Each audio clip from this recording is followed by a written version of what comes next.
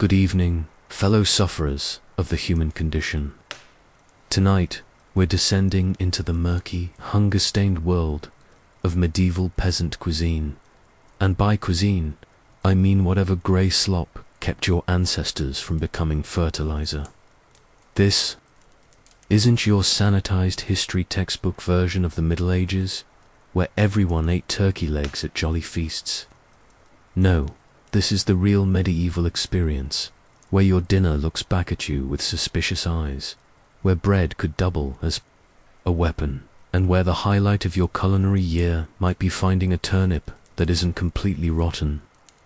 You're about to live a day and a lifetime in the growling stomach of a medieval peasant, tasting every bitter, moldy, surprisingly creative bite of survival, before we unearth what's simmering in that suspicious cauldron over there. Leave a comment telling us what country you're watching from and what time it is. Just pretend you're reporting to your feudal lord. But like casually. Chapter 1. Welcome to your hovel population, you, several rats, an existential dread. You wake to the sound of your own stomach eating itself, the thin light filtering through. The gaps in your madand wattle walls reveals the harsh geometry of medieval poverty, a single room that serves as bedroom, kitchen, dining hall, and occasionally morgue. The air tastes of smoke, damp straw, and the lingering ghost of yesterday's disappointment. Your feet hit the packed earth floor, because wooden floors are for people who matter, and immediately you're reminded that winter has settled into your bones like an unwelcome relative. The fire died sometime during the night, and now the hearth holds nothing but cold ash and broken dreams. But there's no time for self-pity. Your stomach is conducting a symphony of desperation, and you need to find something to quiet the orchestra. Welcome to breakfast in the year 1347. You are a peasant. You own nothing, you're no less, and your life expectancy can be measured in disappointed seasons. But you're still alive, which means you've mastered the dark art of medieval survival, transforming anything remotely edible into something that won't immediately kill you. The first challenge of your day isn't finding food, it's identifying what qualifies as food. That brown lump on the shelf could be bread, could be a clump of dried mud, could be the philosophical boundary between hope and despair. You'll find out when you try to bite it. Your medieval kitchen is a study in creative limitation. One pot, black with soot and age, a wooden spoon that's seen more action than a battlefield surgeon, a knife that might cut cheese if you believe hard enough, and somewhere in the shadows, a collection of ceramic bowls that have absorbed so much grease. Over the years they've achieved sentience. The smell hits you first, always the smell. It's the olfactory signature of medieval poverty. Wood smoke mixed with fermented grain, unwashed bodies, and the sweet decay of vegetables that gave up hope weeks ago. This is your aromatic inheritance, passed down through generations of people who considered not starving a major life achievement. You approach the shelf where yesterday's bread lives in a state of geological transformation. Medieval bread wasn't the fluffy, golden fantasy of modern imagination. No, this is serious bread, dark, dense, and possessed of a structural integrity that could stop arrows. Made from whatever grain was available, wheat if you were lucky, barley if you were typical, oats if you were desperate, and various seeds, chaff, and optimism if you were truly screwed. The bread in your hands feels like holding compressed suffering.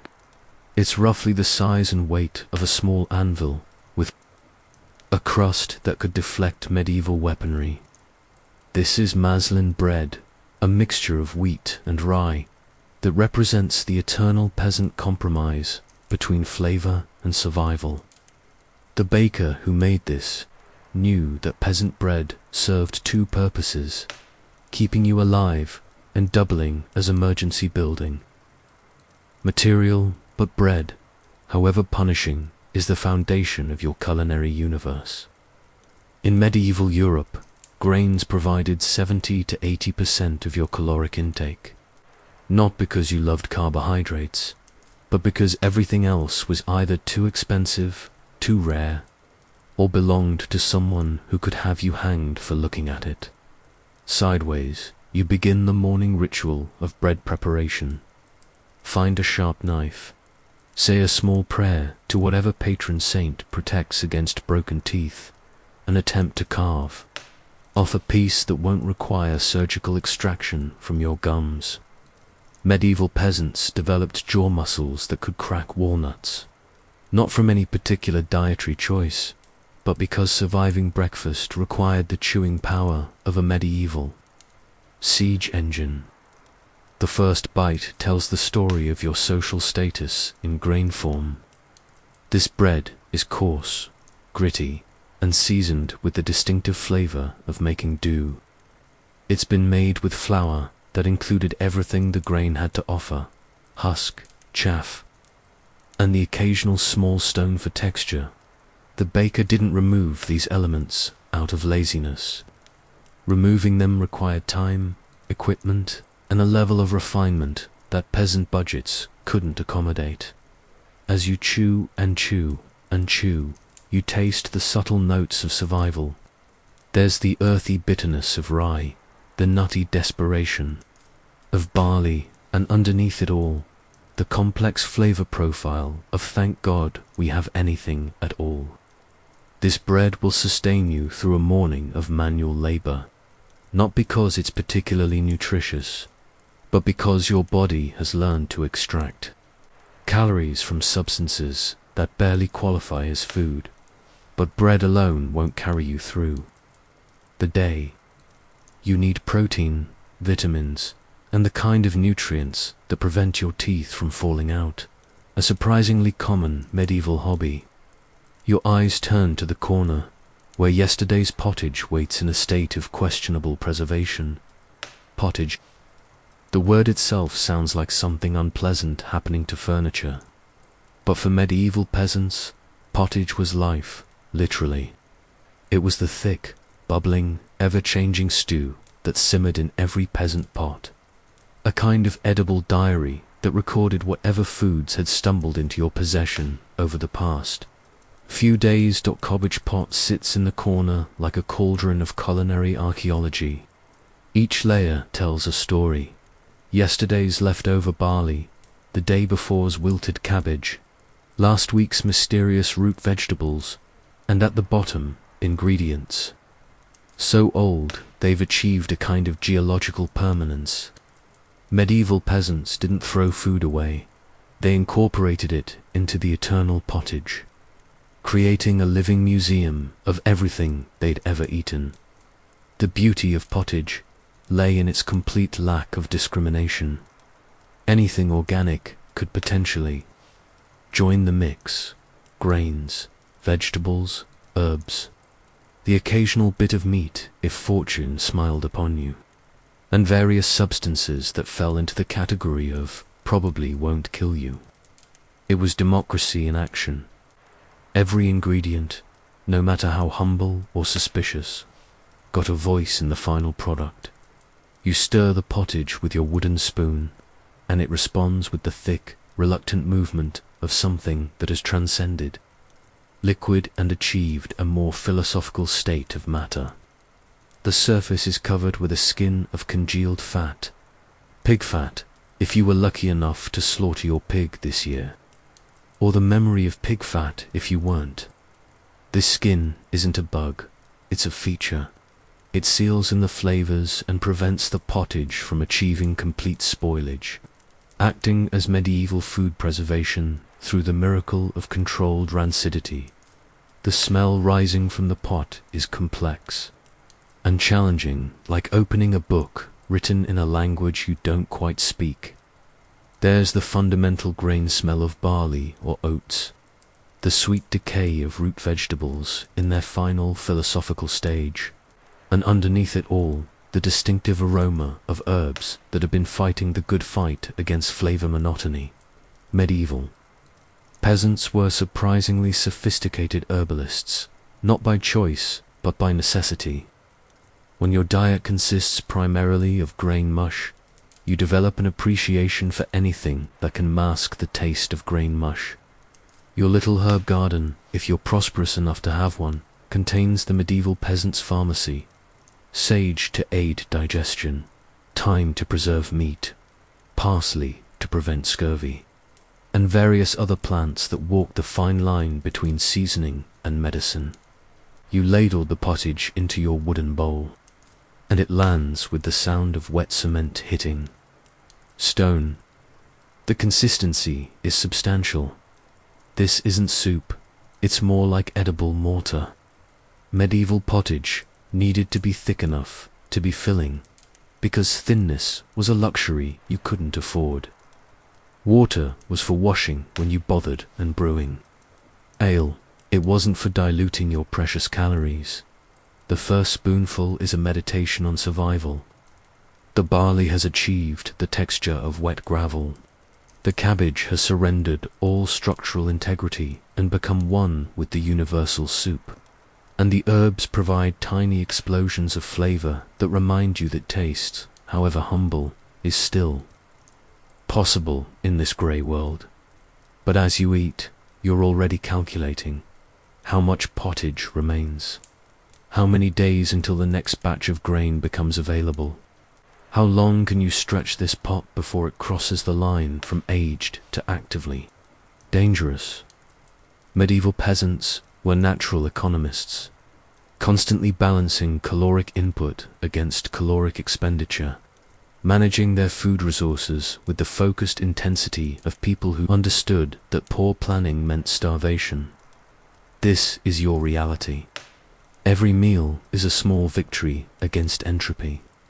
Every bite a defiant act against a world that seems designed to kill you through culinary boredom. And yet, as you scrape the bottom of your bowl with the thoroughness of someone who can't afford to waste a single calorie, you're already planning your next meal, because hope, however poorly seasoned, springs eternal. Chapter 2, The Hierarchy of Hunger: What They Ate versus What You Dreamed About. As you finish your humble breakfast, the sound of horses carries across the morning air. Through your single, precious window, essentially a hole in the wall covered with oiled cloth, you catch a glimpse of your social superiors beginning their day, and oh, what a different day it is. The lord of the manor is breaking his fast with white bread. Let that sink in like the morning dampness that perpetually inhabits your walls. While you've been performing dental archaeology on bread that could double as building material, he's eating loaves so refined, so processed, so impossibly white that they seem to glow with an otherworldly light. Medieval society stratified itself through bread color with the precision of a geological survey. White bread at the top, made from flour so refined it required multiple siftings through increasingly fine cloths, a process so labor-intensive that only the wealthy could afford. The whiteness wasn't just aesthetic. It was a social statement written in wheat flour, declaring to the world that you possessed enough resources to waste most of the grain's nutritional content in pursuit of status. Below, white bread came brown.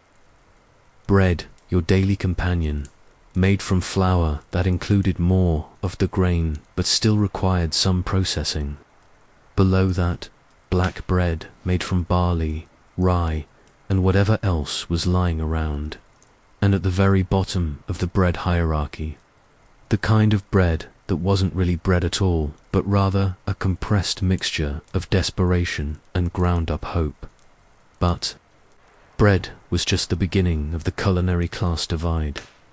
While you're contemplating whether to save your remaining pottage for lunch or risk it all on a more substantial breakfast, The manor house kitchen is preparing what can only be described as a medieval fever dream of abundance. Meat, actual, recognizable, recently alive meat. Not the occasional scrap of bacon fat that flavors your pottage, but substantial chunks of beef, pork, lamb, and various birds that died for the specific purpose of becoming dinner. The wealthy didn't just eat meat. They ate it with the casual regularity that you ate disappointment.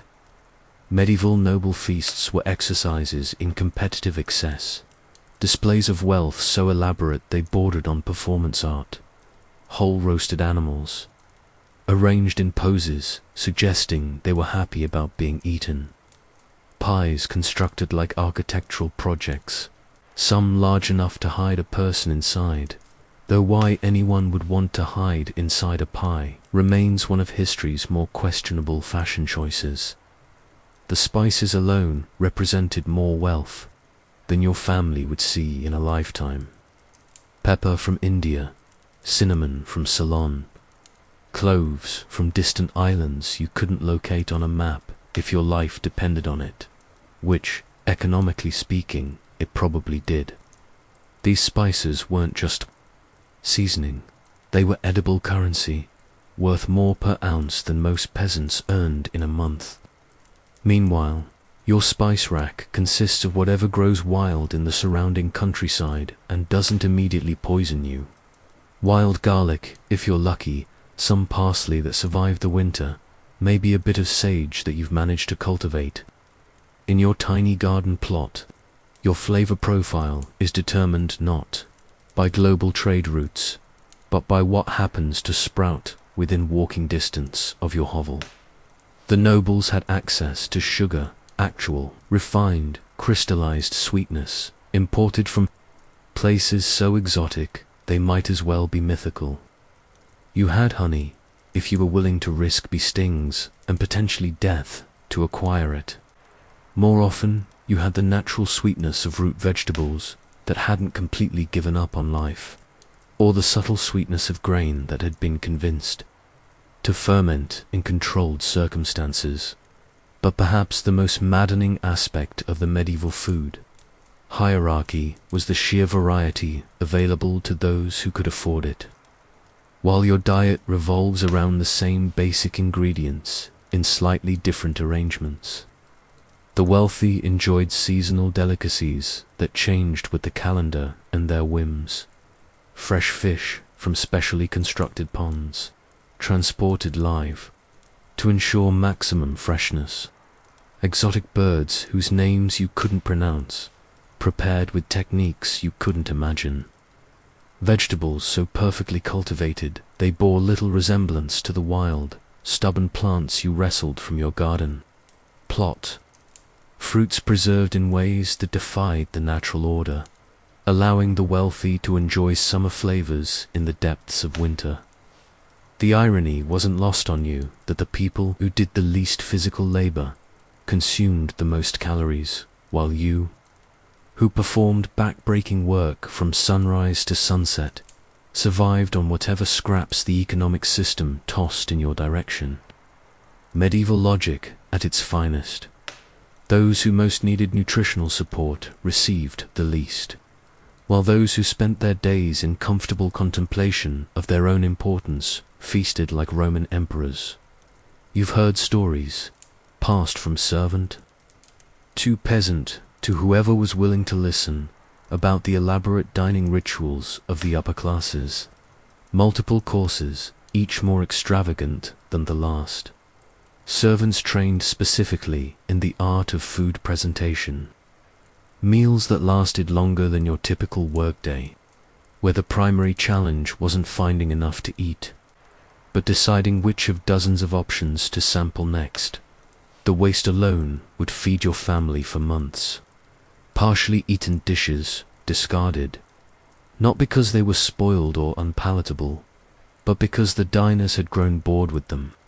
Bread used as plates, trenchers, then thrown to the dogs or given to the poor as an afterthought.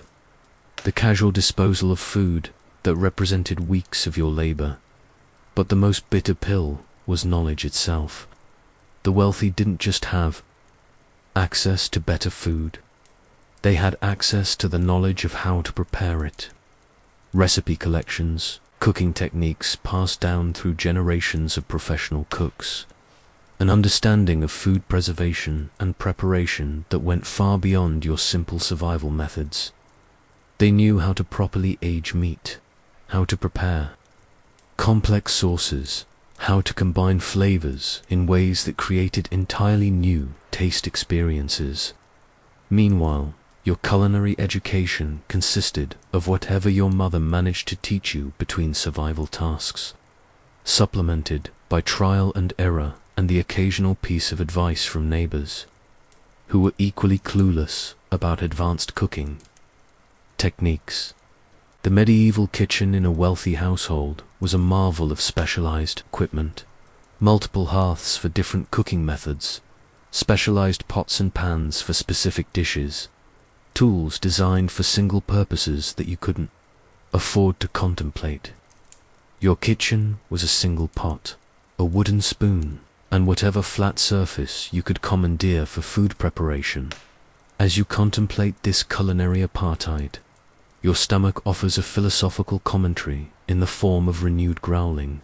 The morning's pottage has been processed and found wanting, and your body is already lobbying for additional sustenance. But the sun is climbing toward its medieval appointment with noon, and work calls with the insistent voice of economic necessity. You gather your tools, such as they are, and prepare to spend the day laboring in fields that will produce food you'll never taste, tending animals you'll never eat, contributing to a food system that views you as an interchangeable component, rather than a person with taste buds and dietary preferences. But before you leave your hovel for the daily grind of medieval agriculture, you cast one last look at your remaining food supplies. The bread that could double as a weapon, the pottage that has achieved the consistency of wet cement, the various roots and vegetables in states of controlled decay. This is your wealth, measured not in gold or land, but in days of survival, in meals that will keep you functional enough to produce more food for people who will never know your name. The morning air carries the scent of smoke from a dozen peasant chimneys, each one representing another family engaged in the same daily struggle with nutrition and survival. You're not alone in this culinary desert, but you're not exactly together either. Medieval life was a solo performance, played out in the company of others, each family managing their own tiny economy of calories and hope. Chapter 3: The Art of Preservation, or How to Make Food Last When Tomorrow is a Maybe. The walking scarecrow that serves as your neighbor shuffles past your window, and you're reminded of an uncomfortable truth. Winter is coming. Not the dramatic dragon-filled winter of fantasy tales, but the grinding, relentless, wind-actually destined winter of medieval reality. And with winter comes the ancient peasant challenge: how to make the food you have now last until food becomes available again in some theoretical spring. Medieval food preservation was part science, part art, and part desperate prayer to whatever patron saints specialized in preventing mass starvation. You didn't preserve food because you enjoyed the challenge. You preserved food because the alternative was spending the winter months slowly consuming your own body fat until spring arrived. Or you didn't. Single quotes to dot. The techniques available to you were limited by your economic reality and technological limitations. No refrigeration, obviously. No canning, no vacuum sealing, no modern preservatives beyond salt. If you could afford salt and time, which was free, but came with the significant downside of potentially killing you. Salt, the white gold of the medieval world, more precious than actual gold because you couldn't eat gold, and gold wouldn't prevent your meat from achieving a state of hostile putrefaction. Good salt was imported, expensive, and strictly rationed according to your position in the medieval food chain. You got the coarse, grey, mineral-heavy salt that was more like edible rocks than the refined crystals of your social superiors. But salt was magical in its simplicity. It drew moisture from food, creating an environment hostile to the bacteria that wanted to turn your winter meat supply into a biological weapon. Salted pork, if done correctly, could last months without achieving complete toxicity. The key phrase being, if done correctly, because medieval food preservation operated on narrow margins, and the difference between preserved and poisoned was often a matter of degree and luck. Your modest salt supply sits in a wooden box that you guard with the intensity of a dragon protecting its hoard. Each pinch represents a calculated risk. Use too little and your meat spoils. Use too much and you run out before winter ends. Medieval peasants developed an intuitive understanding of salt ratios that rivaled modern food scientists, not through formal education, but through the practical curriculum of not dying. Smoking was your other primary preservation tool, and your hovel's chimney serves double duty as both heat source and food processing facility. The same fire that keeps you from freezing also slowly transforms fresh meat into something that can survive until spring. Medieval smoking wasn't the leisurely weekend hobby of modern barbecue enthusiasts. It was an industrial process conducted with the urgency of people who understood that failure meant starvation. The wood you chose for smoking mattered more than you initially realized. Different woods imparted different flavors and had different preservation properties. Oak for strength and longevity, apple for sweetness, cherry for color. You learned these distinctions not from cookbooks, but from generations of peasants who had passed down the knowledge of which trees would keep your family alive and which would merely make your food taste like furniture. Your smoking process was continuous and laboring. Maintaining the right temperature required constant attention to hot, and you cooked the meat instead of preserving it to cool, and you achieved nothing except expensive firewood consumption.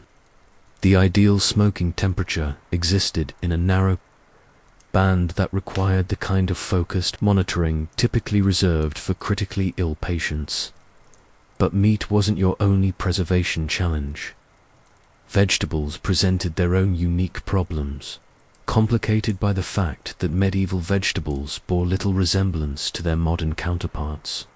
Your cabbage was smaller, tougher, and more likely to achieve spontaneous fermentation. Your root vegetables were fibrous and bitter, designed more for survival than palatability.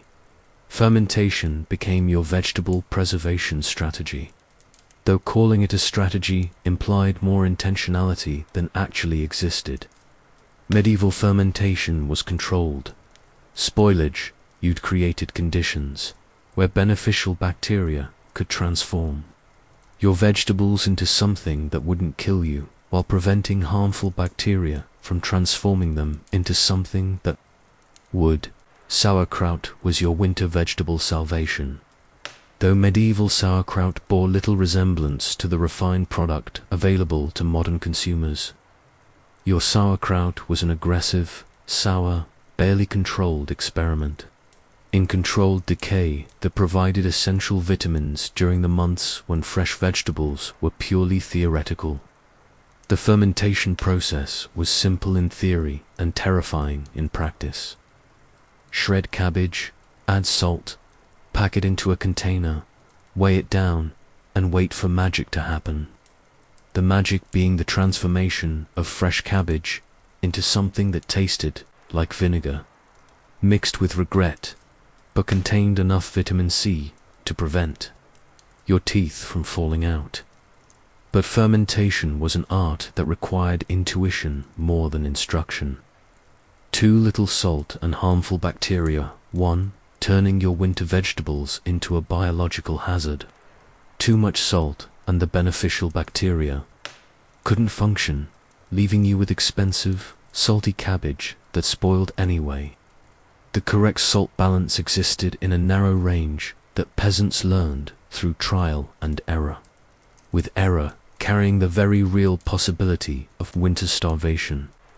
Your fermentation vessels were whatever containers you could repurpose for the job: old pots, wooden barrels if you were prosperous, ceramic crocks if you were lucky. Each container had to be scrupulously clean, a relative term in medieval hygiene, because contamination meant losing your entire winter. Vegetable supply to aggressive mold. The fermentation process announced itself through smell long before you could see the results. Properly fermenting vegetables produced a sour, yeasty aroma that indicated beneficial bacteria were winning the microscopic war inside your containers. But the line between properly fermenting and dangerously spoiled was thin, and medieval peasants developed the ability to diagnose fermentation through scent with the precision of modern laboratory technicians. Drying was your preservation method for everything else: herbs, grains, whatever fruits you could acquire, and vegetables that were suitable for dehydration. Medieval drying wasn't the controlled, temperature-regulated process of modern food preservation. It was more like strategic neglect conducted under specific conditions. Your drying herbs hung from the rafters of your hovel, like aromatic stalactites, slowly surrendering their moisture to the smoky air. Properly dried herbs retained their flavor and medicinal properties through the winter, providing both seasoning and pharmacy services when fresh plants were unavailable. Grain drying was critical, because improperly dried grain would sprout, mold, or attract vermin, all of which converted your winter food supply into expensive compost. You learned to recognize the subtle signs of proper grain dryness: the sound it made when you ran your hands through it, the way it felt between your fingers, the absence of the sweet smell that indicated incipient fermentation. Your grain storage was a fortress against entropy. Wooden bins lined with aromatic herbs to discourage insects, raised off the ground to prevent moisture, and checked regularly for signs of deterioration. Medieval peasants understood integrated pest management through practical necessity, combining physical barriers, natural repellents, and constant vigilance to protect their stored food. But preservation was only half the battle. You also had to manage consumption. Your preserved food represented a fixed resource that had to last a specific duration. Eating too much early in the winter meant starvation later. Eating too little meant weakening yourself when you most needed strength. Medieval peasants developed intuitive calorie budgeting that would impress modern nutritionists. You learned to recognize the physical signs of caloric deficit and adjust your consumption accordingly. You understood the difference between hunger and starvation, between wanting more food and needing more food, the psychological aspect of food. Preservation was as challenging as the technical aspects. Living with limited food required a mental discipline that modern abundance makes difficult to comprehend. Every meal was a conscious decision to consume irreplaceable resources. Every bite a small reduction in your chances of surviving until spring. But perhaps the most remarkable aspect of medieval food preservation was its community dimension. Preservation techniques were shared knowledge, passed from neighbor to neighbor with the understanding that community survival depended on individual success. Your neighbor's fermentation failure could become your emergency food supply problem if winter lasted longer than expected. Food preservation failures were community disasters. When someone's salt pork spoiled or their fermented vegetables achieved toxicity, the entire community felt the impact. Medieval peasants developed informal insurance systems, sharing preserved food during emergencies with the understanding that future emergencies might require reciprocal assistance. As you survey your own preservation efforts, the hanging herbs, the fermenting vegetables, the carefully salted meat, you're conducting an audit of your survival chances. Each successfully preserved item represents days of life extension. Each failure a step closer to the kind of medieval winter that few people survived to complain about. The mathematics are simple and brutal. Your preserved food must last until fresh food becomes available again, and fresh food becomes available when it decides to, not when you need it to. Medieval agriculture operated on natural schedules that acknowledged no human convenience, and preservation was your only hedge against nature's indifference to your survival needs. Chapter 4. The lean months when hope tastes like tree bark.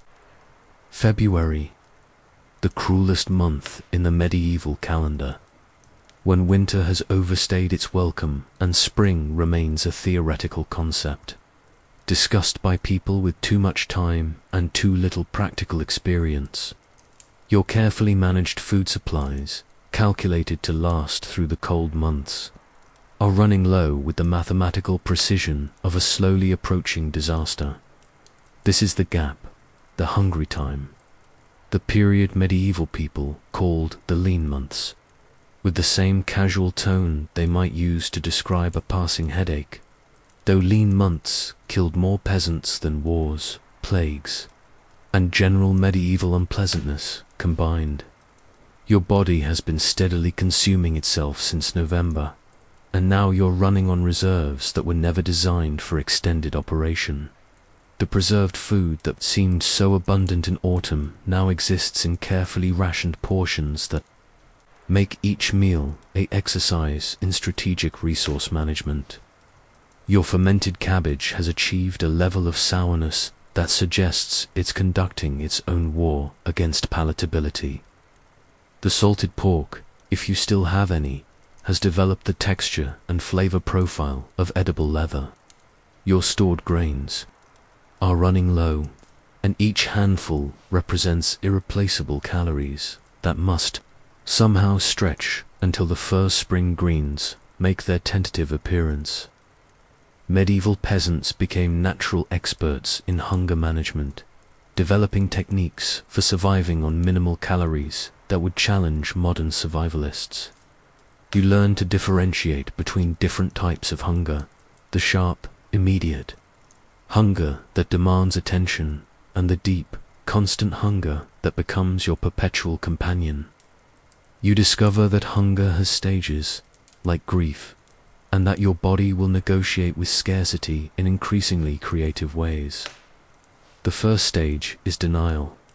Your stomach expresses its dissatisfaction through increasingly vocal protests, but your mind maintains optimism about the duration and severity of the shortage.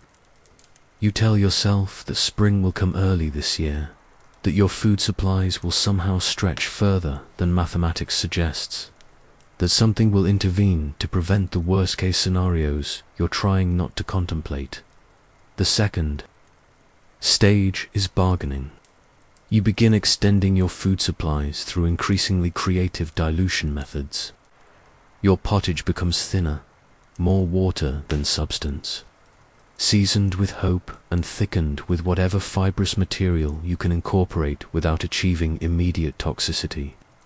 You discover that many things technically qualify as food if your definition becomes sufficiently flexible. Tree bark, for instance, not the outer bark, which is essentially woody fiber with delusions of edibility, but the inner bark, the cambium layer, which contains enough nutrients to prevent immediate starvation while providing the dining experience of chewing on bitter, fibrous disappointment. Medieval peasants knew which trees produced edible inner bark and which would simply add flavor to your final meal. Pine bark was surprisingly nutritious, though it tasted like eating a Christmas tree that had given up on life. Birch bark provided vitamins and minerals, while delivering the subtle flavor profile of medicinal emergency. Oak bark was a last resort that required extensive processing to become merely unpalatable, rather than actively toxic. The process of bark preparation was labor-intensive and demoralizing. You had to strip the outer bark, scrape the inner bark into thin sheets, dry it, grind it into powder, and then incorporate it into whatever other food you could assemble. The result was food that technically met the minimum requirements for sustaining life while providing the eating experience of consuming wood. Pulp seasoned with desperation. But bark was just the beginning of your expanded definition of edible material. Roots became a major food category, though medieval roots bore little resemblance to the cultivated root vegetables available to modern consumers. Wild roots were often bitter, fibrous, and required extensive processing to become digestible.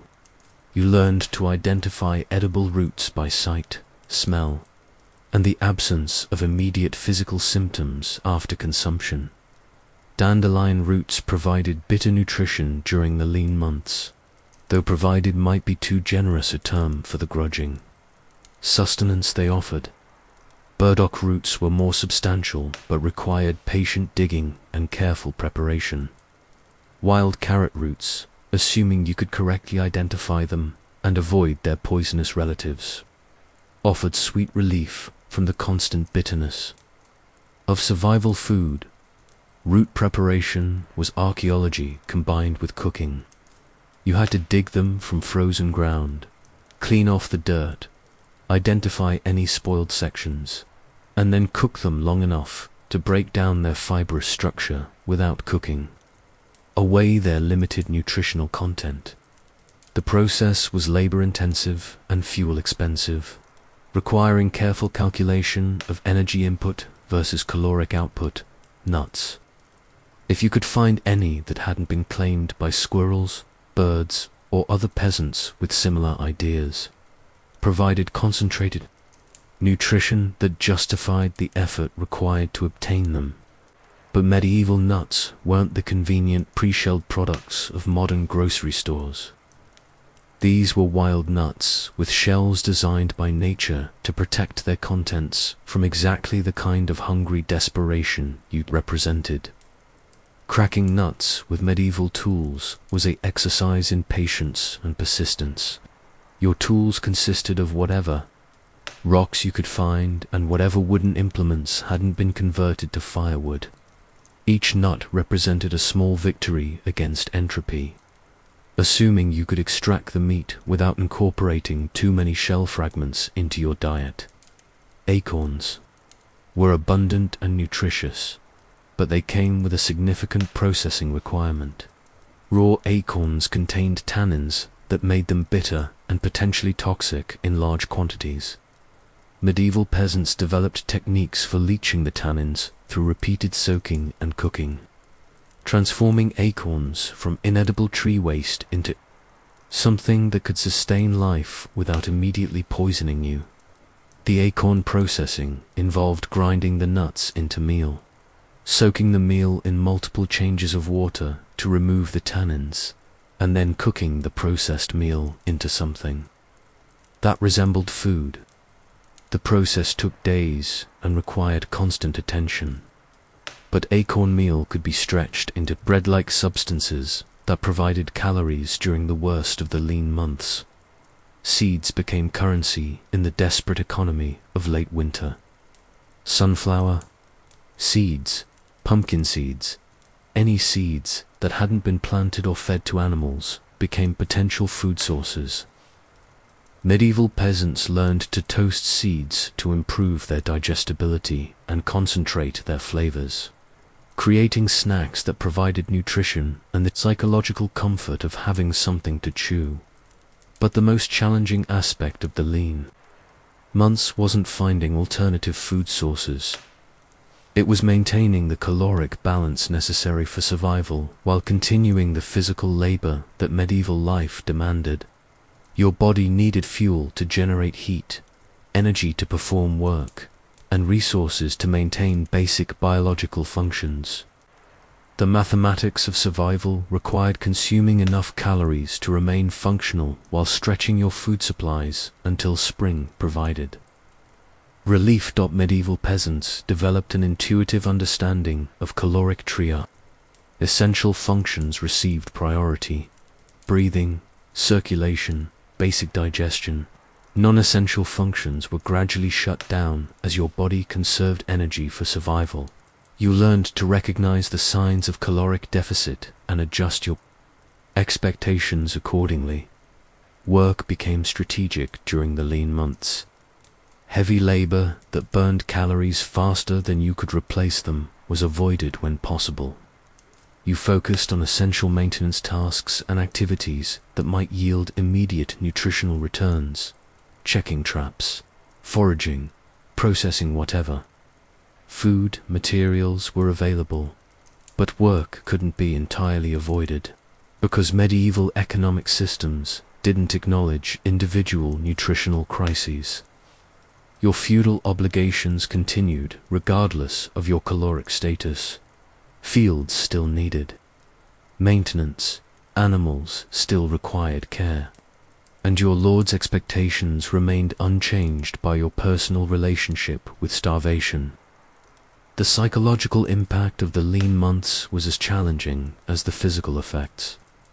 Constant hunger affected your mental clarity, emotional stability, and ability to make sound decisions.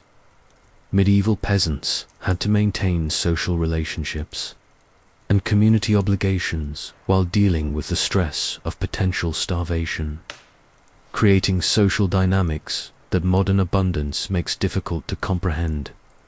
Community became crucial during the lean months. Families shared resources, neighbors exchanged labor for food, and informal support networks developed around the shared understanding that individual survival often depended on community assistance. Medieval peasants understood that helping neighbors survive the lean months was an investment in their own long-term survival chances. Food sharing during the lean months operated on principles of reciprocal altruism that would be tested when spring arrived and resources became more abundant. Families that received assistance during winter were expected to provide similar help when others faced crises. Medieval communities developed informal accounting systems that tracked assistance and obligations across multiple seasons. Religious institutions provided some support during the lean months, though their assistance was often limited by their own resource constraints. Churches maintained food stores for emergency distribution, but these stores were finite and had to serve entire communities. Medieval charity was personal and immediate, based on direct knowledge of need, rather than systematic programs. The lean months also revealed the true cost of medieval social hierarchies. While peasants stretched bark and root meals through February, the wealthy continued eating preserved delicacies from their well-stocked pantries. The contrast between scarcity and abundance was most stark during the months when survival required creativity and luck. But perhaps the most remarkable aspect of the lean months was how they ended. Spring didn't arrive with dramatic flourish. It crept in gradually through small signs that required trained observation to recognize. The first wild greens, the earliest tree buds, the subtle changes in daylight that indicated winter's grip was finally loosening. These early spring foods were precious beyond their nutritional value. They represented hope made edible, proof that the cycle of seasons would continue and that survival was possible for another year. Medieval peasants developed the ability to identify edible spring plants with the precision of botanists, knowing that correct identification meant the difference between nutrition and poisoning. As you contemplate your own dwindling food supplies and calculate the days remaining until spring relief, you're engaging in the fundamental medieval survival skill, making peace with uncertainty. while maintaining the will to continue. The lean months taught medieval peasants that survival was not a destination, but a process, and that tomorrow's meal was always a problem to be solved, rather than a certainty to be assumed. Chapter 5. The Sacred and the Starving, How the Church Complicated Your Dinner. The bells of the village church cut through the February morning like a knife through your empty stomach, reminding you that your relationship with food isn't just personal, it's theological. The church, in its infinite wisdom and finite understanding of peasant nutrition, has decided that your already complicated relationship with eating needs additional layers of spiritual complexity. Welcome to medieval Christianity's approach to food management, where your eternal salvation depends partly on your ability to voluntarily starve yourself at precisely the wrong times. The Church has designated approximately 1/3 of the year as fasting periods, because apparently God believes that medieval peasants don't suffer enough from involuntary hunger and need to add some voluntary suffering to achieve spiritual balance. Lent stretches before you like a 40-day exercise in sanctified starvation, beginning just as your winter food supplies reach their most precarious point. The Church's logic is impeccable when you're already struggling to find enough calories to maintain basic biological functions. Obviously, the best approach is to further restrict your dietary options in service of spiritual purification. But medieval fasting wasn't the gentle, symbolic abstinence practiced by modern Christians with access to year-round nutrition. Medieval fasting was serious business conducted by people who already lived on the margins of subsistence. When the Church declared that you couldn't eat meat during Lent, it wasn't suggesting a temporary inconvenience, it was removing a significant protein source from a diet that barely contained enough protein to begin with. The fasting rules were elaborate and seemingly designed by people who had never experienced actual hunger. No meat, obviously, no dairy products, which eliminated cheese, milk, and butter from your already limited culinary repertoire. No eggs, which removed one of your most reliable protein sources. What remained was essentially a medieval vegan diet, imposed on people who barely had enough food to survive an omnivorous medieval diet. Fish, however, was acceptable during fasting periods, because medieval theologians had determined that fish didn't count as meat. This distinction made perfect sense if you ignored biology, common sense, and the lived experience of anyone who had ever eaten fish. But theological logic operated on principles that transcended mere nutritional reality. The problem, of course, was that fish wasn't readily available to inland peasants who lived nowhere near bodies of water containing edible marine life. Your access to fish was limited to whatever could be transported from distant waters before achieving complete spoilage, which meant that church-approved fasting food was often more expensive than the meat you were supposed to be avoiding. Medieval fish preservation was an art form practiced by people who understood that transporting protein across long distances without refrigeration required techniques that bordered on alchemy. Salt fish became a major commodity, though the preservation process transformed whatever the fish had originally tasted like into something that resembled salted leather with maritime pretensions. Dried fish was even more challenging to the unprepared palate. The drying process concentrated the fish's flavors, while creating a texture that suggested someone had attempted to make jerky from something that had never been designed for terrestrial consumption.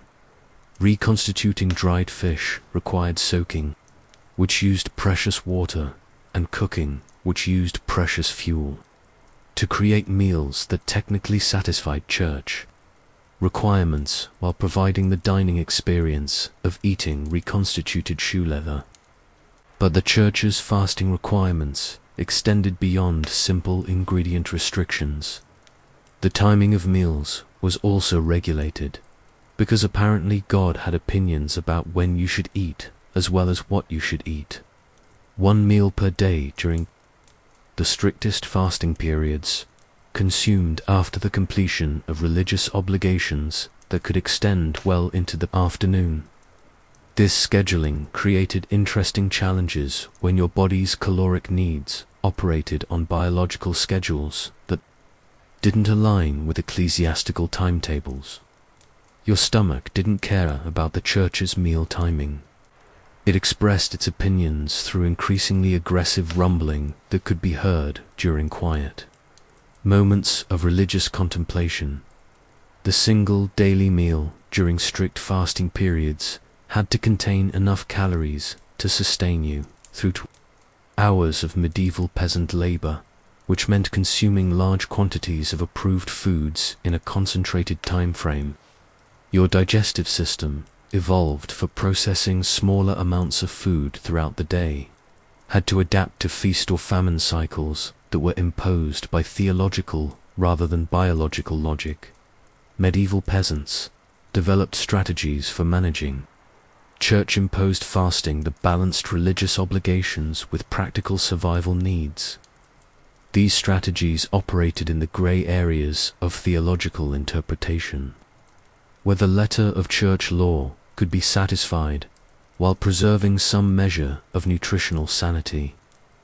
Collation was the Church's term for the small evening meal permitted during certain fasting periods, though the definition of small was subject to creative interpretation by people whose survival depended on caloric flexibility. Your collation might consist of bread, fruit, vegetables, and whatever other foods could be technically classified as light refreshment. By someone with sufficient motivation to avoid starvation, the Church also permitted certain foods during fasting periods that seemed to contradict the spirit of dietary restriction while satisfying its technical requirements. Beaver tail was classified as fish rather than meat because beavers spent time in water, which made perfect sense if you approached theology with the same logic that classified fish as non-meat. Medieval dietary law was evidently written by people who believed that divine will could be satisfied through creative categorization, but the most psychologically challenging aspect of Church-imposed fasting was its timing. Lent began in late winter or early spring, precisely when your body most needed nutritional support to recover from the lean months. Just as your winter food supplies reached their lowest point and your body craved the calories necessary for spring agricultural work, the Church imposed dietary restrictions that made nutritional recovery more difficult. Easter represented the end of Lenten fasting, and medieval peasants approached this holiday with an enthusiasm that transcended mere religious devotion. Easter wasn't just the celebration of Christ's resurrection. It was the celebration of your own survival through another winter and the return of previously forbidden foods to your diet. The Easter feast was often the best meal of the medieval peasant year, not because the food was particularly elaborate, but because it represented the end of imposed dietary restrictions during the season when fresh food was becoming available again. Eggs, which had been forbidden during Lent, became symbols of renewed life and renewed nutrition. Dairy products returned to your diet like old friends whose absence had been keenly felt. But the Church's influence on medieval diet extended beyond fasting periods into the daily rhythm of food consumption. Grace before meals was mandatory, transforming every eating occasion into a religious event that required proper spiritual preparation. Your relationship with food was never purely personal. It was always mediated through religious obligations that added layers of complexity to the simple act of survival. Medieval grace was often lengthy and elaborate, acknowledging not just the food being consumed, but the entire theological framework that made the meal possible. You thanked God for the food, acknowledged your unworthiness to receive it, requested blessings for those who had produced it, and recognized the meal as a reflection of divine providence rather than the result of your own labor. This theological framework created interesting psychological dynamics around food consumption. Meals became occasions for spiritual reflection as well as nutritional intake. The act of eating was supposed to remind you of your dependence on divine providence while providing the calories necessary for continued survival. The church also regulated the production and distribution of food through religious festivals and obligations. Harvest festivals blessed the year's agricultural output, while requiring donations to support church operations. Tithing demanded that 1/10 of your agricultural production be given to religious authorities, reducing your food security to support the spiritual needs of people who didn't face the same nutritional challenges. Medieval tithing was calculated on gross production rather than net surplus, which meant that church claims on your food took precedence over your family's nutritional needs. In years when harvests were poor, tithing obligations could push peasant families from marginal food security into actual hunger, creating situations where religious obligations conflicted directly with survival needs. Religious feast days provided occasional relief from the monotony of peasant diet, though the quality of feast day food depended on community resources and individual circumstances. Church festivals sometimes included communal meals where food was shared according to religious principles rather than economic status, creating temporary opportunities for better nutrition. But even feast days operated within the constraints of medieval food availability. A religious feast in a peasant community consisted of the same basic ingredients prepared with slightly more care and consumed with slightly more ceremony. The improvement was relative rather than absolute, representing the best that could be achieved within the limitations of medieval peasant food systems. The church's attitude toward gluttony added another layer of complexity to medieval eating. Consuming too much food was classified as a sin, but the definition of too much was never clearly specified for people whose primary nutritional challenge was finding enough food to maintain basic biological functions. Medieval peasants had to navigate between the sin of gluttony and the reality of starvation, finding moral balance in circumstances that seemed designed to make moral balance impossible. Medieval religious authorities, well-fed and secure in their access to regular meals, preached about the spiritual benefits of hunger to people who experienced hunger as a constant threat rather than an occasional spiritual exercise. The disconnect between religious theory and peasant reality created tensions that influenced medieval attitudes toward both food and religious authority.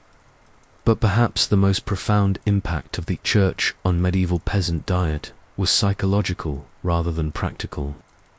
Religious framework transformed food from a simple biological necessity into a moral battlefield where every meal carried implications for eternal salvation. Your relationship with hunger became spiritualized. Your struggles with scarcity became tests of faith, and your survival became evidence of divine favor or disfavor. This theological approach to food created resilience and anxiety in equal measure. On one hand, religious framework provided meaning and purpose to suffering that might otherwise seem pointless. On the other hand, it added guilt and moral complexity to the simple act of trying to eat enough to stay alive.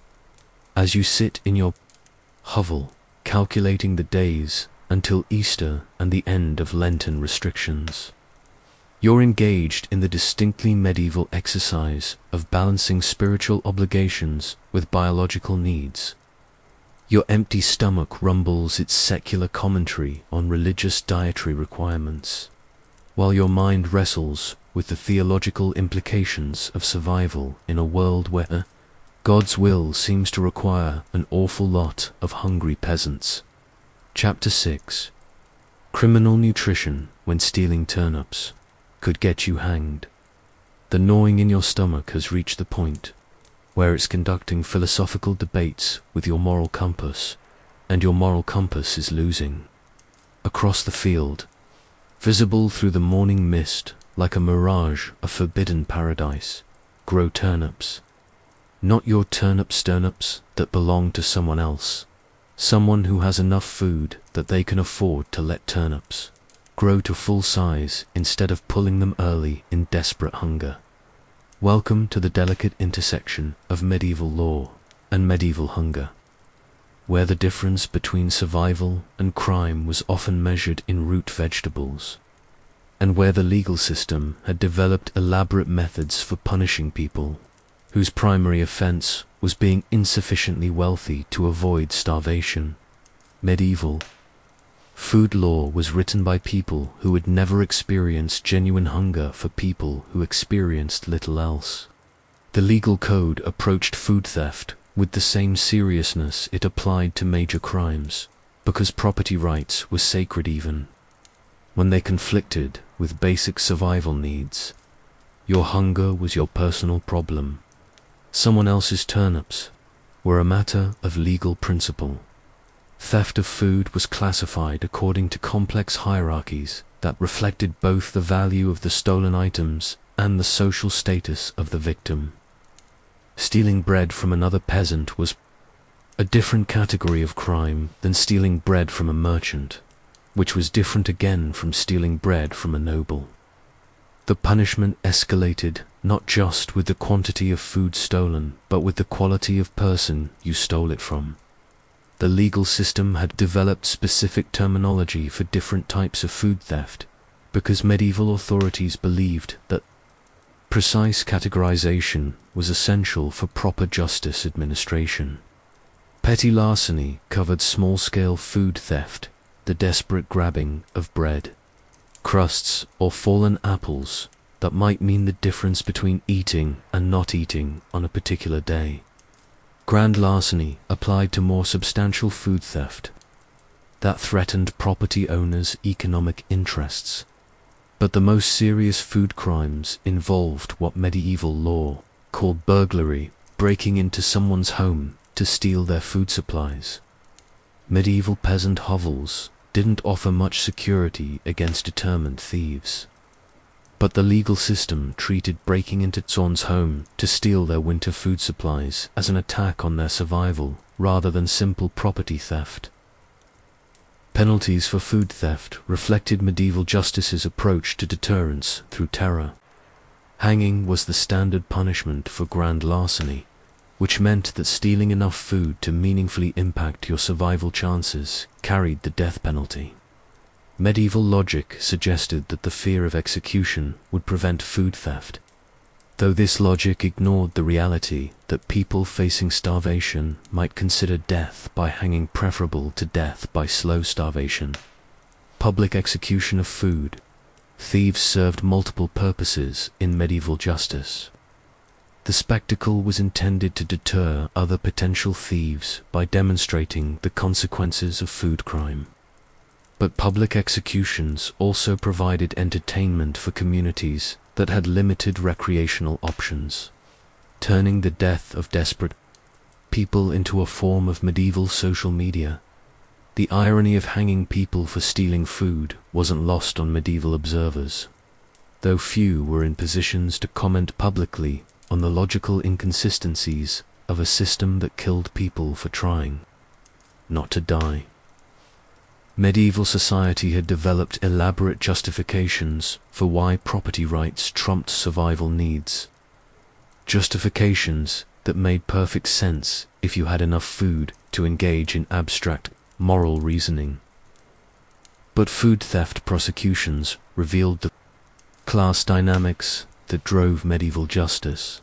Wealthy individuals who stole food were often charged with lesser crimes or allowed to make financial restitution, while poor individuals who stole food faced the full weight of legal punishment.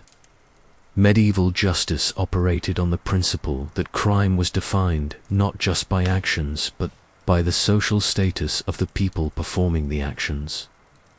The investigation of food crimes followed procedures that assumed guilt rather than innocence. If food went missing and you were poor, hungry, and in the vicinity, you became a suspect regardless of actual evidence. Medieval criminal justice operated on principles of social probability. Poor people were more likely to steal food. Therefore, poor people were guilty of food theft until proven otherwise. Proof of innocence required documentation and witnesses that poor people rarely possessed. You needed to account for your whereabouts during the time when food theft occurred. But medieval peasants didn't maintain detailed schedules or associate with people whose testimony carried legal weight. Your alibi might consist of other poor people whose word meant nothing to medieval courts. The social dynamics of food theft created community tensions that persisted long after specific crimes were resolved. Families who lost food to theft faced genuine hardship, but the thieves were often neighbors whose own desperation drove them to steal from people who could barely afford the loss.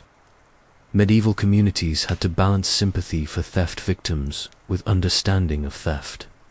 Perpetrators, medieval villagers, developed informal systems for managing food theft that operated parallel to official legal processes.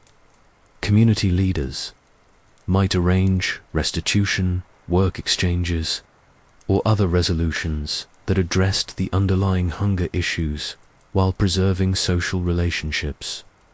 These informal systems acknowledged that food theft was often a symptom of community-wide nutritional problems rather than individual moral failures. But the most psychologically destructive aspect of medieval food law was how it criminalized survival instincts. The legal system declared that allowing your family to starve was morally superior to stealing food to feed them, creating ethical dilemmas that pitted legal obedience against parental responsibility. Medieval parents had to choose between breaking the law and watching their children die, knowing that both choices could result in family destruction.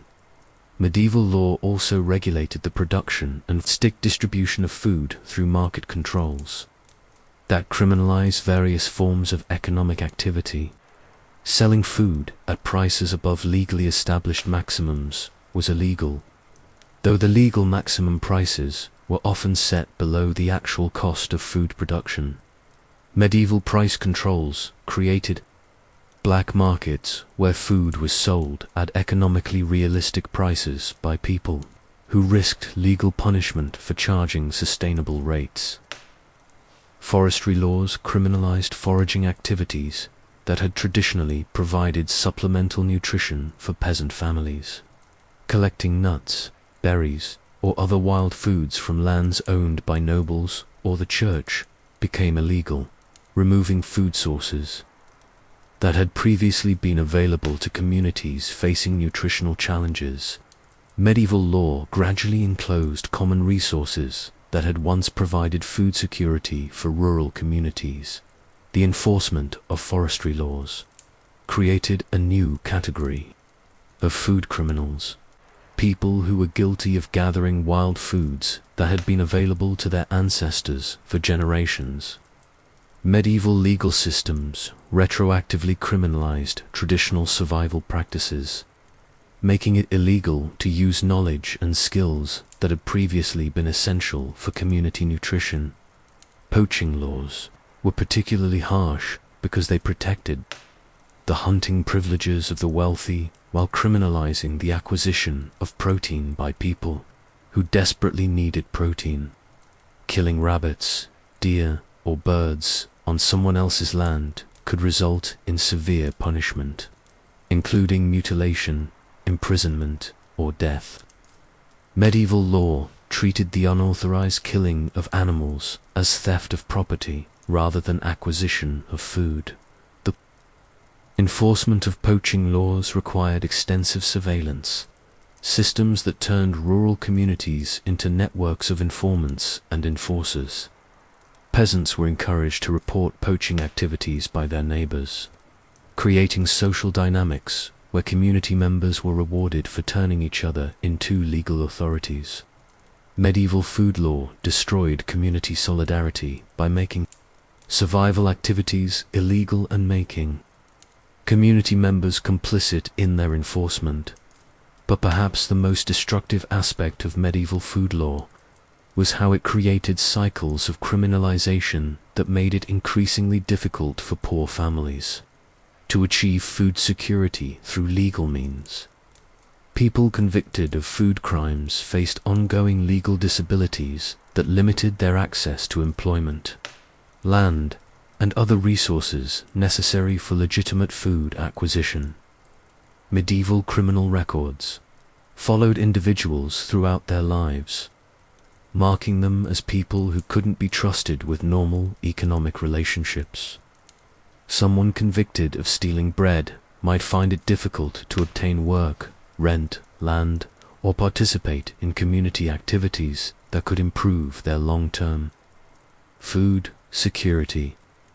Food crime convictions created permanent social stigma that perpetuated the conditions that led to food crime in the first place. The legal system also created perverse incentives around food charity, giving food to hungry people without proper authorization could be interpreted as encouraging vagrancy or supporting criminal activity.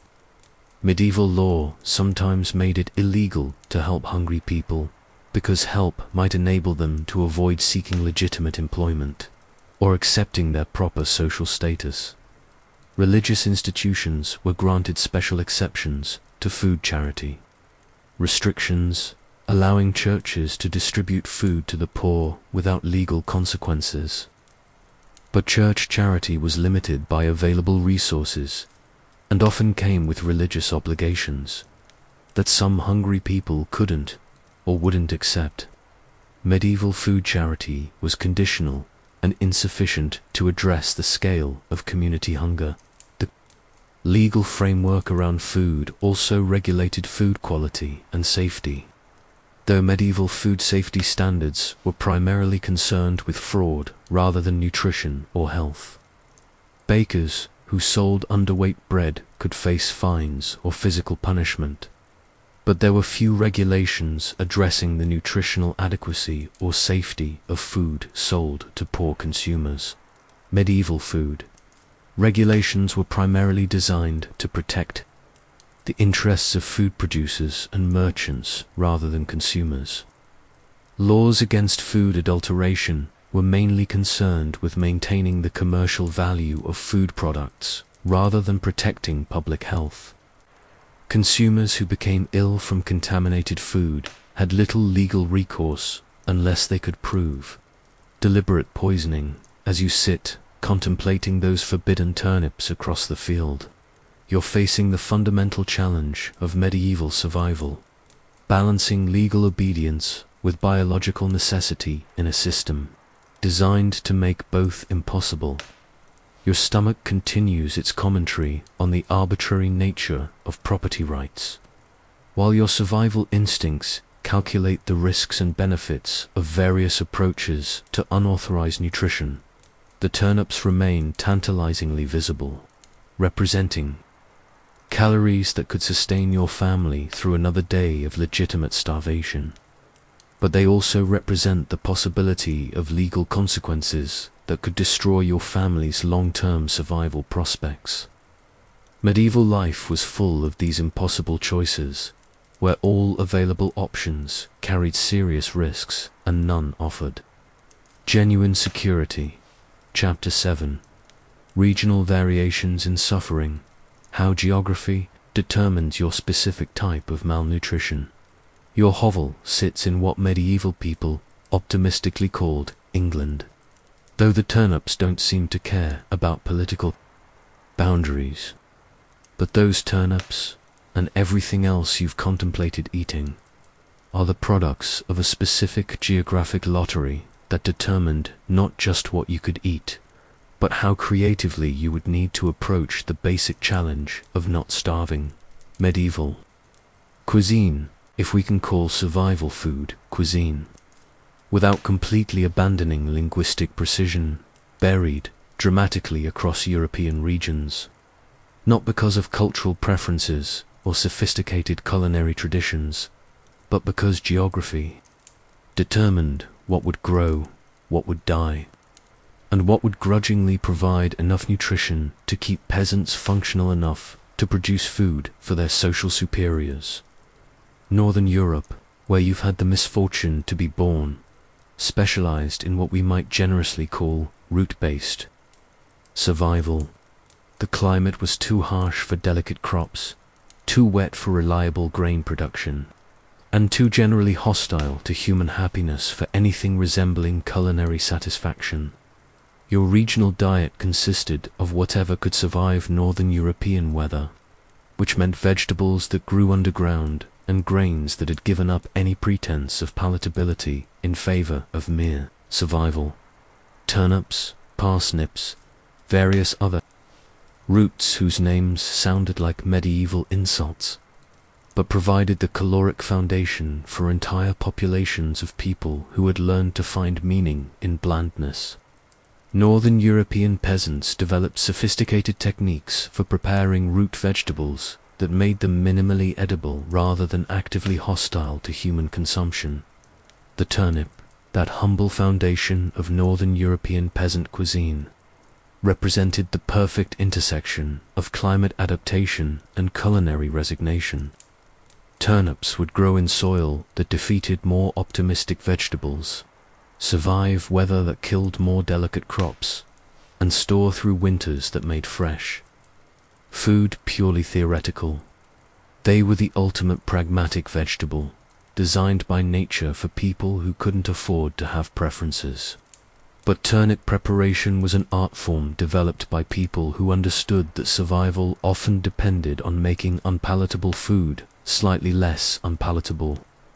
Northern European peasants knew dozens of ways to prepare turnips: boiled turnips, roasted turnips, fermented turnips, turnips cooked so long they achieved a texture that resembled food, and turnips prepared with enough herbs to distract from the fact that you were eating turnips. Cabbage was your other regional specialization, a vegetable that shared the turnip's commitment to survival over palatability. Northern European cabbage was tough, fibrous, and determined to maintain its structural integrity regardless of cooking methods. It provided vitamins that prevented scurvy while delivering an eating experience that reminded you why scurvy seemed preferable. The fermentation of cabbage into sauerkraut represented Northern European cuisine's greatest achievement, transforming barely edible raw cabbage into barely edible fermented cabbage that could survive winter storage. Sauerkraut was vitamin insurance for communities that understood the difference between dying from hunger and dying from malnutrition. Grain production in Northern Europe was a constant struggle against climate, soil, and the general hostility of nature toward human agricultural ambitions. Your regional grains were hardy varieties that prioritized survival over flavor: rye that could grow in poor soil, oats that could tolerate wet conditions, barley that could mature in short growing seasons. Northern European bread was correspondingly challenging to the unprepared palate: dark, dense, and possessed of a structural integrity that suggested it could double as building material. Northern bread was designed to provide calories and fiber while testing the limits of human jaw strength. This bread was serious business, created by people who understood that food's primary purpose was keeping you alive rather than making you happy. But travel south, and the geographic lottery produced entirely different forms of culinary survival. Southern European peasants faced different challenges and developed different solutions. Though different didn't necessarily mean better, just differently disappointing. Mediterranean peasants had access to olives, grapes, and various plants that couldn't survive northern climates. But this apparent agricultural advantage came with its own challenges. Southern Europe's dry climate created different types of food scarcity, and Mediterranean peasants developed their own specialized techniques for extracting nutrition from environments that were hostile in different ways. Olive oil was the foundation of Southern European peasant cuisine, providing fats that northern peasants obtained from whatever animals they could afford to slaughter. But olive oil production was labor-intensive and seasonal, requiring communities to coordinate their efforts around olive harvest cycles that determined their fat supply for the entire year. Southern European bread was different from northern. Varieties lighter, made from wheat when possible, and possessed of a texture that suggested it had been designed for human consumption rather than siege warfare. But southern bread came with its own challenges. Wheat was more expensive than northern grains, and southern peasants often had to choose between bread quality and quantity. The Mediterranean diet that modern nutritionists celebrate as healthful was, for medieval peasants, a survival strategy based on whatever grew reliably in dry, rocky soil. Legumes, herbs, vegetables that could survive with minimal water. These weren't dietary choices, but geographic necessities for people who had to extract nutrition from challenging environments. Wine production in southern Europe created interesting social dynamics around alcohol consumption. Northern peasants drank ale because water was often unsafe, and grain was their primary agricultural product. Southern peasants drank wine because grapes grew well in Mediterranean climates, and wine provided calories and social lubrication. Both regional alcohol traditions reflected practical responses to local agricultural conditions rather than cultural preferences. But perhaps the most significant regional variation in medieval peasant cuisine was access to protein. Northern European peasants raised pigs because pigs could survive on food scraps and forage that couldn't sustain other animals. Southern European peasants kept goats and sheep because these animals could thrive on sparse vegetation that couldn't support larger livestock. Pig-based protein culture differed dramatically from goat-based protein culture. Northern European peasants became experts in pig slaughter, preservation, and utilization, using every part of the animal for food, tools, or trade. A pig represented months of protein for a Northern European peasant family, and pig slaughter was a community event that provided fresh meat and social connection during the dark winter months. Southern European goat culture was more focused on ongoing dairy production than periodic meat consumption. Goats provided milk, cheese, and occasional meat, but their primary value was as renewable protein sources rather than seasonal meat supplies. Southern peasants developed sophisticated cheese-making techniques that allowed them to preserve protein in forms that could survive Mediterranean heat. Coastal regions had access to fish, which created entirely different patterns of protein consumption and preservation. Maritime peasants developed techniques for catching, preserving, and preparing fish that allowed them to extract nutrition from marine resources. But coastal access came with its own challenges. Fishing was dangerous, weather-dependent, and required skills and equipment that represented significant investments for families already living on subsistence margins. The preservation of fish required salt, which was expensive and sometimes unavailable to inland communities.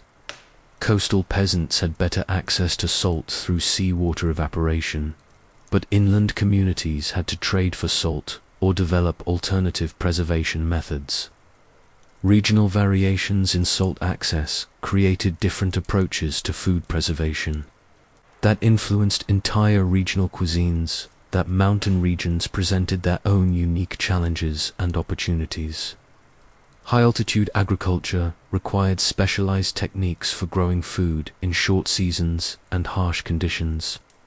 Mountain peasants became experts in hardy grain varieties, preserved foods, and utilizing whatever natural resources their challenging environments provided. Mountain cheese-making traditions developed around the need to preserve dairy products through long winters when fresh milk wasn't available. Alpine cheese represented the perfect intersection of necessity and innovation, transforming perishable milk into protein that could survive months of storage while providing essential nutrition for communities isolated by winter weather. But regional variations in medieval peasant cuisine weren't just about what food was available. They were about how different communities approached the fundamental challenge of extracting sufficient nutrition from whatever their environment provided. Northern European peasants became experts in root vegetables and fermentation. Southern European peasants mastered dry climate agriculture and oil-based cooking. Mountain peasants specialized in preservation techniques and high-altitude cultivation. Each regional cuisine represented a unique solution to the universal problem of medieval peasant survival: how to obtain enough calories, protein, vitamins, and minerals to maintain life while performing the physical labor that medieval agriculture demanded. These weren't cultural choices, but practical necessities developed by communities that understood their survival depended on mastering their specific geographic challenges. The trading relationships between regions created opportunities for dietary diversity, but only for communities that produced enough surplus to engage in commerce.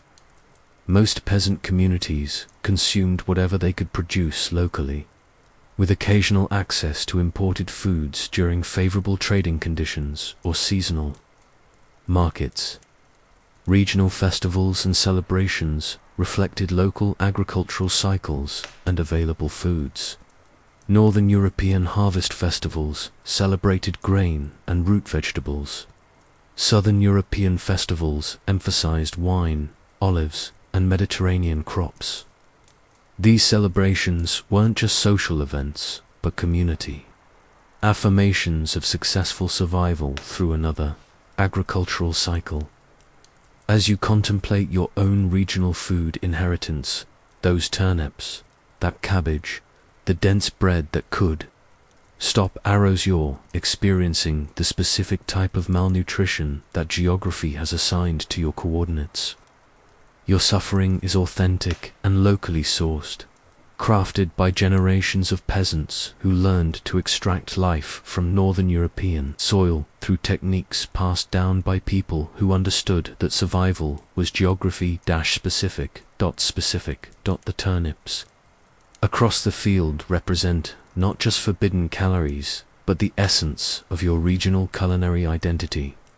Practical, hardy, and designed for people who couldn't afford to have opinions about what they ate.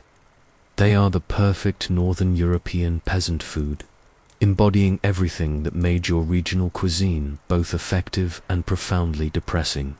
Chapter 8.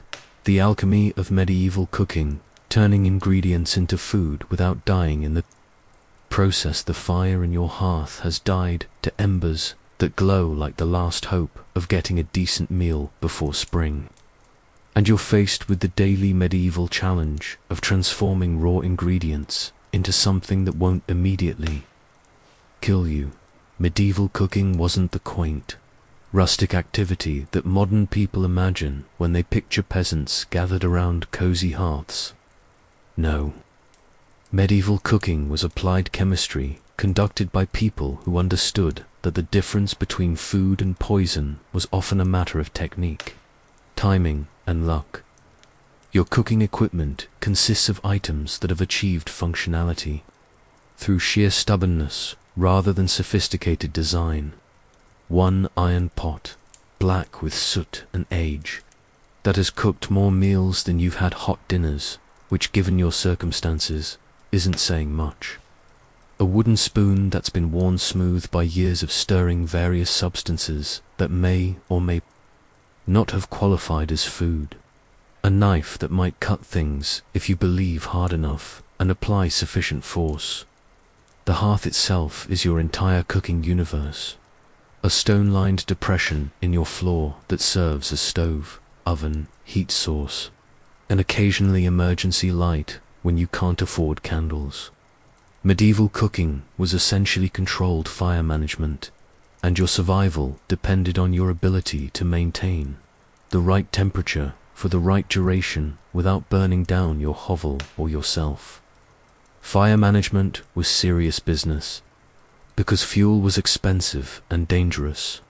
Wood had to be gathered, dried, and stored, all of which required time and labor that competed with other survival activities. You learned to cook multiple items using the same fire, maximizing your fuel efficiency while minimizing your chances of achieving complete culinary disaster. The concept of temperature control existed in medieval cooking, but it was intuitive, rather than measured.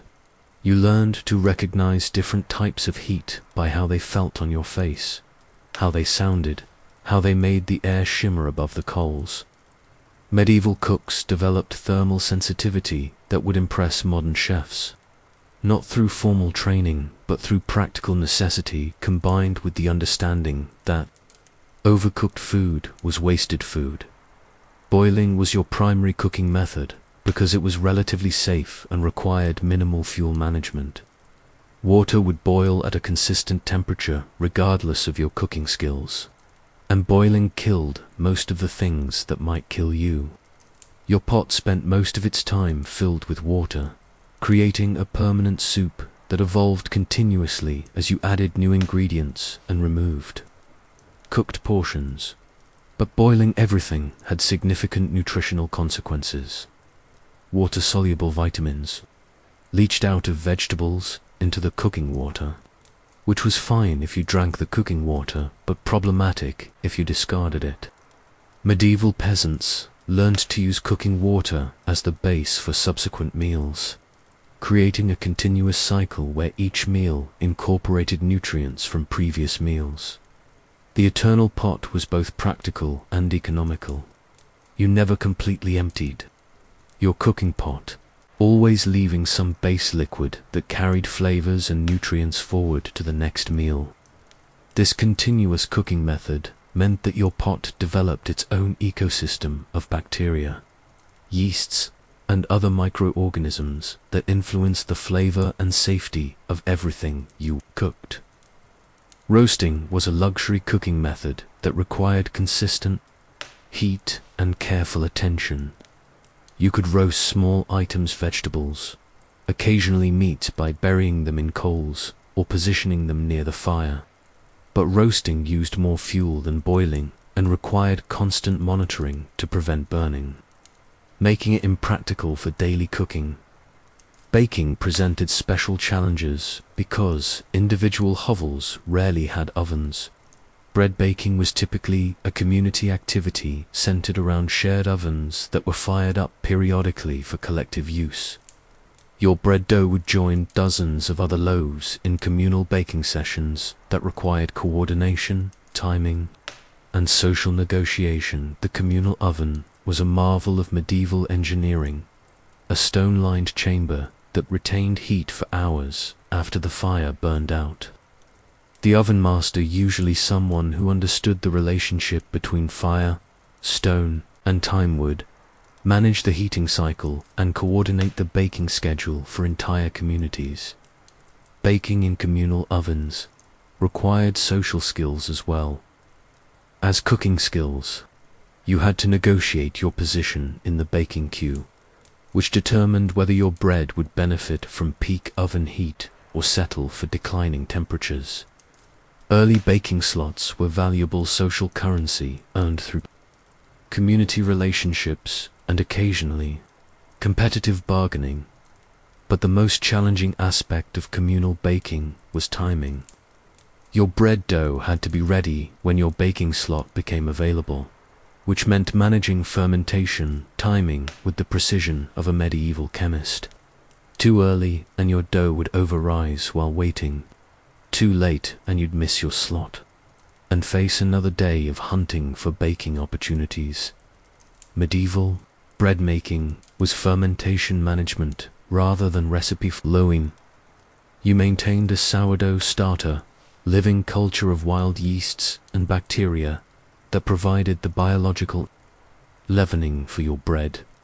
This starter was like a pet that required feeding, attention, and proper care to remain functional. Sourdoughh. Culture was literally cultura, living inheritance passed down through generations of bread makers. Your starter carried the specific microorganisms of your region, your family's bread-making traditions, and the accumulated wisdom of everyone who had maintained it before you. Killing your starter was like losing a family member who happened to be made of fermented grain. Fermentation was mysterious and unreliable, influenced by temperature, humidity, lunar cycles, and apparently the mood of invisible microorganisms. Medieval bakers developed intuitive understanding of fermentation timing that combined observation, experience, and folk knowledge passed down through generations of people who had learned to work with biological processes they couldn't see or fully understand. Meat cooking required different techniques, because meat spoiled faster than vegetables and carried greater risk of food poisoning. Fresh meat had to be cooked quickly and thoroughly, while preserved meat needed different handling to restore palatability after salt curing or smoking. Fresh meat was precious and temporary, requiring immediate cooking or preservation. Medieval peasants who slaughtered animals had to process the entire carcass quickly, using every part that could provide nutrition or other useful materials. Nothing was wasted, because waste was expensive and potentially dangerous. Salt pork and other preserved meats required soaking to remove excess salt and restore some degree of palatability. The soaking process was crucial. Too little, and the meat was inedibly salty. Too much, and you leached out nutrients and flavor. Medieval cooks learned to balance salt removal with nutrition retention through techniques that combined chemistry and intuition. Vegetables presented their own cooking challenges, complicated by the fact that medieval vegetables were tougher, more fibrous, and generally less cooperative than modern varieties. Medieval cabbage could survive direct warfare, but required extended cooking to achieve edibility. Root vegetables had to be cooked long enough to break down their fiber structure without cooking away their nutritional content. Herbs and spices were your primary tools for making unpalatable food slightly less unpalatable. Medieval peasants became experts in local herbs, not because they enjoyed exotic flavors, but because herbs could mask the taste of foods that were past their prime or inherently unappetizing.